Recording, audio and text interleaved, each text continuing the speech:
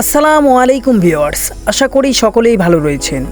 সামনে যে গাড়িটি দেখতে পাচ্ছেন ট্রাফি 5900 ডিআই গাজরাস। গাড়িটির ইঞ্জিন ক্যাপাসিটির কথা যদি আপনাদেরকে জানিয়ে থাকি, এই গাড়িটি একটি 6 চার্জের ইঞ্জিনের গাড়ি। এই গাড়িটির রানিং টাইমের কথা যদি আপনাদেরকে জানিয়ে থাকি, এই গাড়িটি মাত্র 2600 ঘন্টা চলেছে, এখনও কিন্তু রানিং অবস্থায় রয়েছে। গাড়িটি বিক্রি করে দেওয়া হবে। গাড়িটির স্থান নাটোর জেলা দীঘাপতিয়া উত্তরা গণভবন, তার পশ্চিম পাশেই কিন্তু গাড়িটি রয়েছে।